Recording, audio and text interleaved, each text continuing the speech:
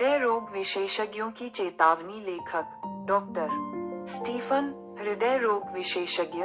प्रिय मित्रों, मैं हृदय और मस्तिष्कवाहिकीय रोगों का विशेषज्ञ हूँ। पिछले कई वर्षों से मैंने क्लिनिक में खड़े होकर अनगिनत हृदय विदारक मामले देखे हैं। एक पहले स्वस्थ पिता की नींद में अचानक मृत्यु हो गई। एक युवा मां को काम के दबाव के कारण स्ट्रोक का सामना करना पड़ा और तब से वह बोलने में असमर्थ है।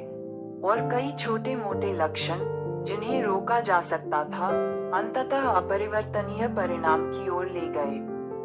आज मैं आपको एक वैज्ञानिक और सत्य तथ्य बताने के लिए सबसे गर्मजोशी और गंभीर लहजे का उपयोग करना चाहता हूँ। हृदय और मस्तिष्क संबंधी रोग विश्व भर में मृत्यु का सबसे बड़ा कारण बन गए हैं। ये किसी विशेष जातीय समूह या क्षेत्र में घटित होने वाली आपदा नहीं है, बल्कि एक वैश्विक संकट है। यह एक निर्दयी हत्यारा है जो कभी भी उम्र, त्वचा के रंग या राष्ट्रीय सीमाओं के आधार पर भेदभाव नहीं करता। ये हमारे जीवन में चुपचाप प्रवेश कर जाता है, क्योंकि हम अपने दैनिक जीवन में सबसे बुनियादी विकल्पों को नजरअंदाज कर देते हैं। इस दीर्घकालिक आपदा के पीछे का सच विश्व स्वास्थ्य संगठन WHO के आंकड़ों के अनुसार 2023 में हृदय रोग के कारण हर साल 17.9 मिलियन से अधिक मौतें होंगी, जो वैश्विक कुल मृत्यु संख्या का 32% है, जो किसी भी बड़े युद्ध से अधिक है। सबसे आम है कोरोनरी हृदय रोग, मायोकार्डियल इंफॉक्शन, स्ट्रोक, ब्रेन स्ट्रोक, उच्च रक्तचाप के कारण हृदय गति रुकना या धमनी विस्फार का फटना। आप सोच रहे होंगे, ये तो वृद्धों की समस्या है न? लेकिन ये बिल्कुल सच नहीं है।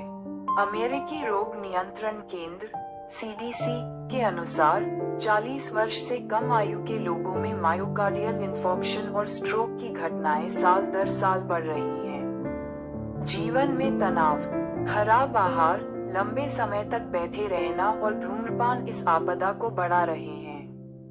यह एक दीर्घकालिक किंतु भयंकर तूफान है। यह अचानक प्रकट नहीं होता, बल्कि यह हमारी दैनिक जीवन शैली का योग है, जो समय के साथ चुपचाप संचित होता रहता है। 2.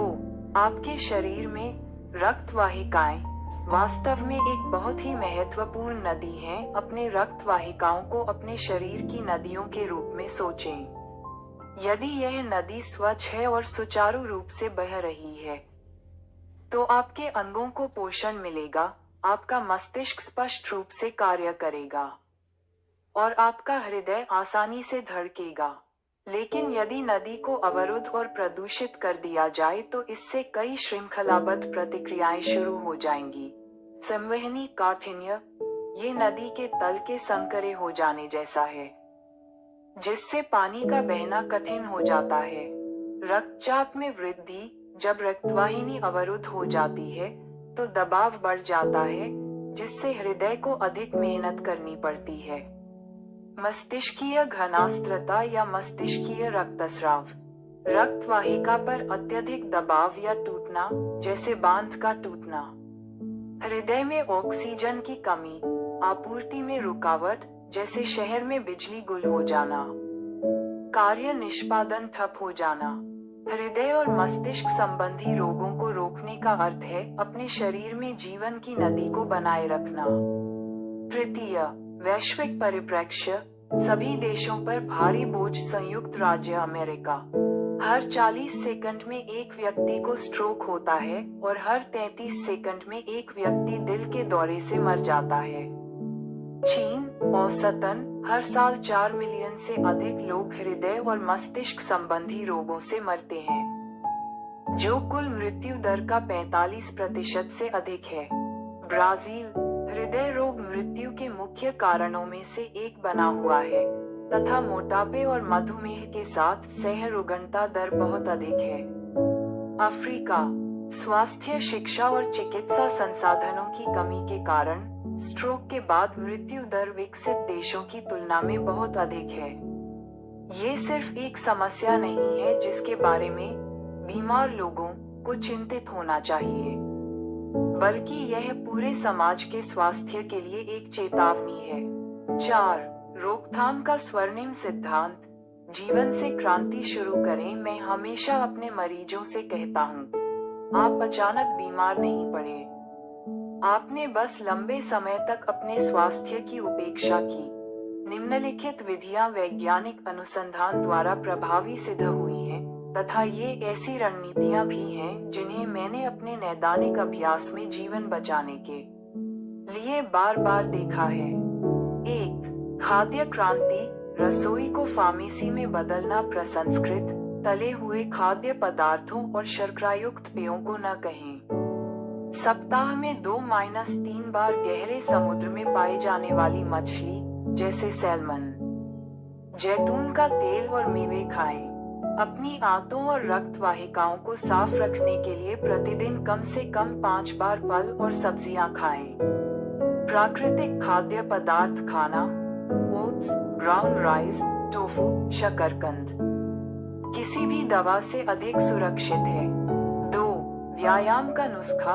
अपनी रक्त वाहिकाओं को फिर से सांस लेने दें। प्रति सप्ताह 150 मिनट मध्यम तीव्रता वाला एरोबिक व्यायाम, तेज चलना, तैरना। नृत्य। 2 बार मांसपेशी शक्ति प्रशिक्षण रक्त शर्करा को स्थिर कर सकता है और वसा को कम कर सकता है। प्रतिदिन 10,000 कदम चलना 3 स्वास्थ्य पूरक लेने से बेहतर है। 3. तनाव प्रबंधन। आपका मूड आपके रक्तचाप का प्रतिबिंब है। प्रतिदिन 10 मिनट शांतिपूर्वक सांस लें या उन छोटी छोटी चीजों को लिखें जिनके लिए आप आभारी हैं। लोगों से बात करें, मुस्कुराएं, गले लगें।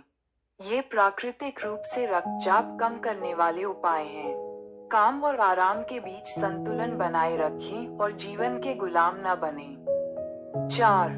नियमित निरीक्षण। मूक हत्यारे की छाया को पहले ही तोड़ दें। यदि रक्तचाप 130/80 से अधिक है, तो जीवन शैली में बदलाव लाना शुरू कर देना चाहिए। रक्त लिपिड LDL 130 से अधिक या ट्राइग्लिसराइड बहुत अधिक होने पर उपचार की आवश्यकता होती है।